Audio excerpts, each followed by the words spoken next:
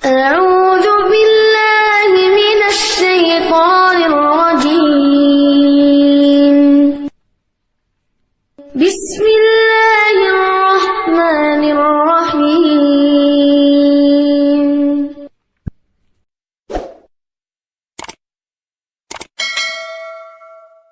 Assalamualaikum warahmatullahi wabarakatuh. Segala puji bagi Allah Subhanahu wa ta'ala. Alhamdulillah kita dapat berjumpa kembali di channel ini. Semoga pertemuan ini dicatat sebagai amal ibadah dan diberkahi oleh Allah Subhanahu wa ta'ala. Salawat dan salam semoga senantiasa tercurah kepada Nabi kita yang mulia, Nabi besar Muhammad sallallahu alaihi wasallam. Allahumma salli ala Sayyidina Muhammad wa ala ali Sayyidina Muhammad. Harapan dan doa saya kepada seluruh sahabat beriman dimanapun berada yang sedang menonton video ini. Semoga Allah Subhanahu wa ta'ala senantiasa memberikan kesehatan, keberkahan usia, kelapangan rezeki, kemudahan dalam segala urusan, serta perlindungannya dalam setiap langkah. Amin. Allahumma amin. Sahabat beriman yang dimuliakan Allah Subhanahu wa ta'ala, setiap kita tentu menginginkan hidup yang selamat, baik di dunia, terlebih lagi di akhirat kelak. Dalam sebuah hadis yang diriwayatkan oleh Abu Hurairah radhiyallahu anhu, Rasulullah sallallahu alaihi wasallam pernah bersabda bahwa ada 3 hal yang dapat menyelamatkan manusia dari azab dan murka Allah. Barang siapa yang mengamalkannya, niscaya akan hidup selamat di dunia dan akhirat.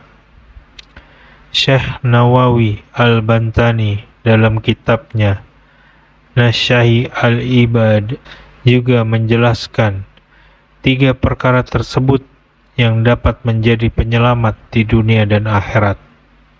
Lantas, apa sajakah 3 perkara itu?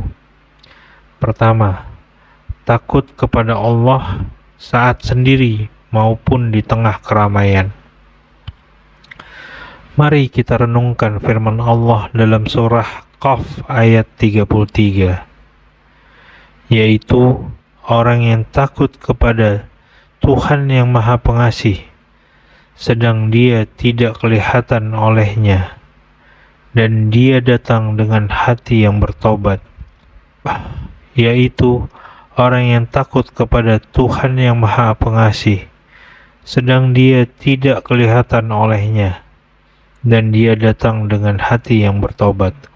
Quran Surat Qaf ayat 33.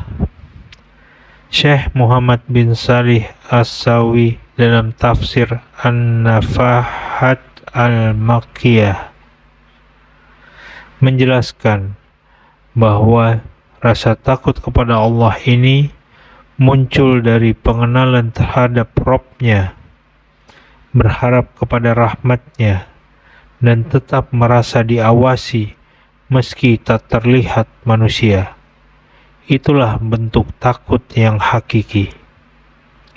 Sebaliknya, rasa takut yang hanya muncul karena dilihat orang lain adalah riyah dan sum'ah, bukan takut yang sejati. Syekh Abdurrahman bin Nasir As-Sa'di dalam tafsirnya menyatakan bahwa takut kepada Allah dalam keadaan goib atau tidak terlihat manusia adalah tanda keimanan yang sebenarnya. Ibnu Qayyim rahimahullah berkata, rasa takut merupakan tanda kebenaran iman. Jika rasa takut hilang dari hati, maka iman pun turut pergi. 2. Bersikap sederhana saat fakir maupun saat kaya. Nabi Muhammad SAW adalah teladan dalam hidup sederhana. Dalam hadis Tirmizi disebut, Rasulullah SAW tidak pernah merasa kenyang karena roti atau daging, kecuali ketika menjamu tamu. Kesederhanaan beliau mencakup makanan, pakaian, hingga tempat tidur. Allah pun memerintahkan kita untuk hidup tidak berlebihan, seperti dalam Quran Surah Al-Isra ayat 29. Dan janganlah kamu jadikan tanganmu terbelenggu pada lehermu, dan janganlah kamu terlalu mengulurkannya, nanti kamu menjadi tercela dan menyesal. Demikian pula dalam Quran Surat Al-Furqan ayat 67. Dan orang-orang yang apabila membelanjakan hartanya, mereka tidak berlebihan, dan tidak pula kikir. Dan adalah pembelanjaan itu di tengah-tengah antara yang demikian. Allah mencela orang yang boros dalam Quran Surat Al-Isra ayat 26 dan 27. Dan janganlah kamu menghambur-hamburkan hartamu secara boros. Sesungguhnya pemborosan itu adalah saudara-saudara setan. Semoga kita termasuk hamba yang hidup dalam kesederhanaan. 3. Bersikap adil saat senang maupun saat marah. Sikap adil pada dua keadaan ini sangat sulit, namun sangat mulia. Rasulullah SAW bersabda, Janganlah salah seorang dari kalian memutuskan perkara ketika sedang marah. Hadis riwayat Bukhari dan Muslim.